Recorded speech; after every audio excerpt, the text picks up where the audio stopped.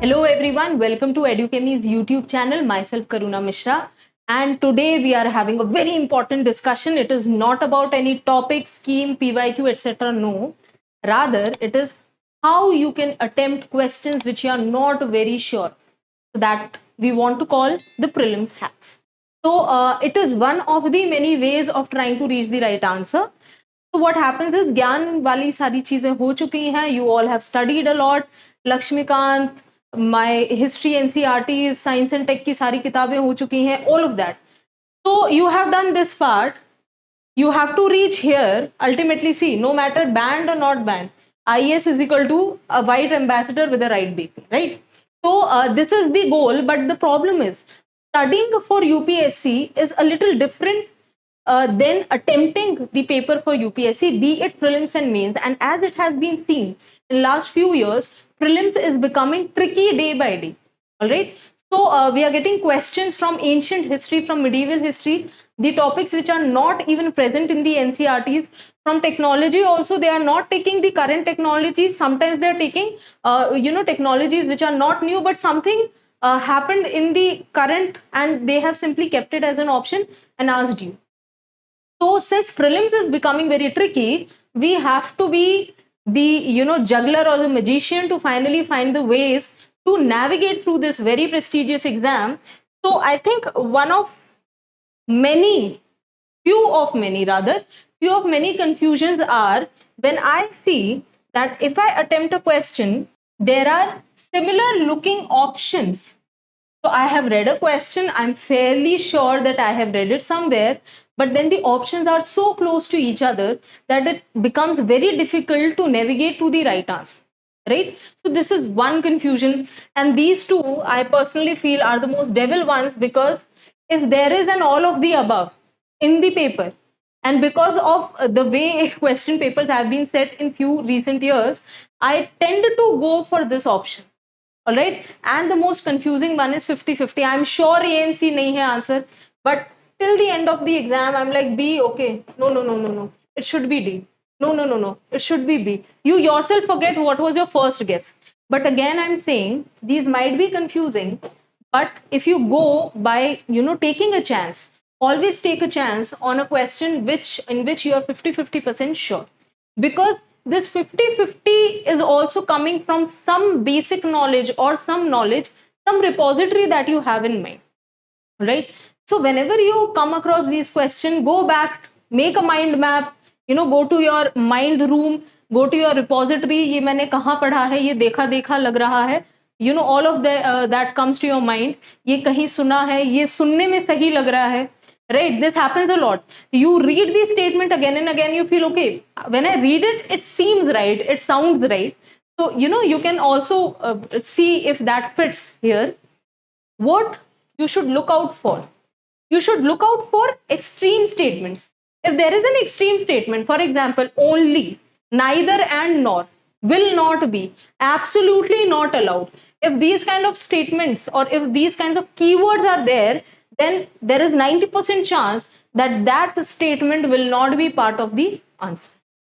And of course, you can try to reverse engineer. That is, study the options. If they seem familiar, if they seem known, if they seem that, I have seen this territory, I may not be sure about the question, take chance with the options and then try to reach for the right answer. All right. So the hack, which I like to call it, is the elimination technique. How to weed out the wrong answers in order to reach the right answer. So you have to do the churning. You have to go to your mind map repository. There'll be a lot of tussle in your head, and then finally you'll reach an answer. So let us take few questions and then we will see, does this elimination technique work? Now, for your ease and also for the importance of this exam, I have taken all the questions from the prelims of 2020, right? So, and mostly from different areas. So the first question is, when UPSC, see, I say that आपकी खुशी और UPSC की खुशी inversely proportional है. So if they see you happy, they make sure that they do something that does not maintain that happiness. So you cannot maintain that happiness, but sometimes UPSC also has a heart and they give you questions like this which are very easy. बस वो question के आगे enjoy नहीं लिखते because ये तुम्हें pass कराने के लिए आया question. Alright, this question is so basic from your NCERT, but which is the problem here? The problem is that it has very similar looking statements. What are the statements here? It is talking about preamble. It is talking about preamble and it is saying that preamble is a part of constitution but has no legal effect. So this is somewhere in between. It is saying it is part of the constitution but no legal effect. All right. Then coming to it is not part of the constitution and has no. So this is typical neither nor. It is an extreme statement. I'm not sure of the answer. Eliminate it out. All right. Too negative. Too negativity and too positivity does not exist. There is no such thing as black and white. There is always a gray area. Be it people, be it in the questions. Chaliye. So option C says a part of constitution. It is part of the constitution and has the same legal effect as any other. Come on. Can preamble have the same legal effect as my fundamental rights or judicial review? I'm sorry, this is too good, too optimistic. So this cannot be true. Again, too negative, too positive. Now coming to the D part, which is saying a part of the constitution but has no legal effect independently of other parts. When I read this, it kind of makes sense. Even if you have not thoroughly studied your polity, you might remember the iconic Keshwanand Bharti case, which also talked about preamble. This question is derived from that. Again, this hack is not to ask or not to question the rationale. It is for those students who do not have clear idea in how to reach an answer.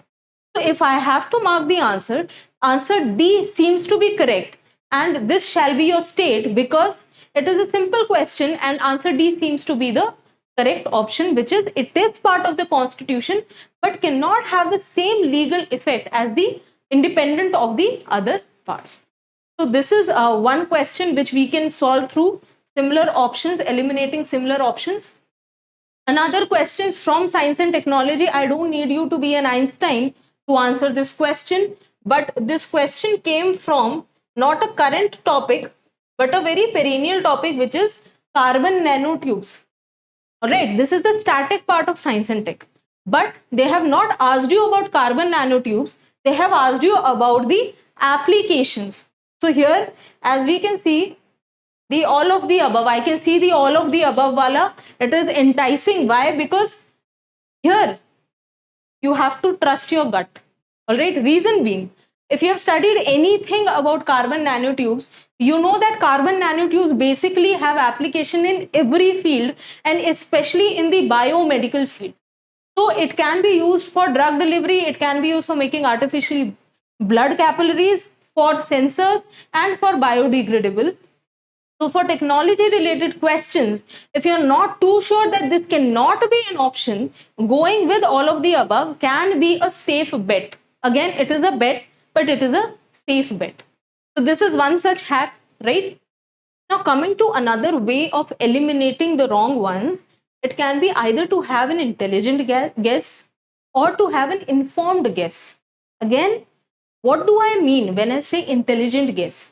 Intelligent guess is when you have thoroughly studied a subject so that you can create, let's say, a timeline, or you can definitely eliminate the ones you can see are not correct. Informed guess again is when you have a fair idea. This is a sure short guess. Believe me, if you have studied a subject, even if you have not seen that question, coming to an answer will be easy. Now let me give you example of intelligent guess and informed guess. Again, a question from prelims of 2020.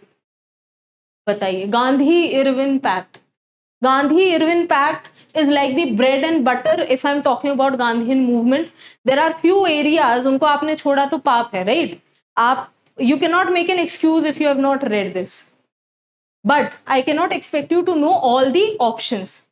ठीक है, हर subject में कुछ areas ऐसे होते हैं कि आपने अगर वो नहीं पढ़े हैं तो फिर उस सब्जेक्ट को पढ़ने का कोई लॉजिक बैठता नहीं है.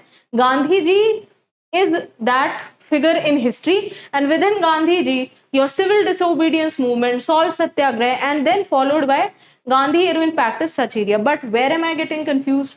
First is it was an invitation to Congress to participate in the round table. Very easy, 100% sure. I have found where is option 1, A and B. All right. So I can simply remove C and D from here as they cannot be the answer. Then I'm talking about it talks about the withdrawal of ordinance promulgated in connection with the civil disobedience movement. All right. Let's see if I'm sure about it. Acceptance of Gandhi's suggestion for inquiry into police excesses. Now here you can get confused because it is just a suggestion, right?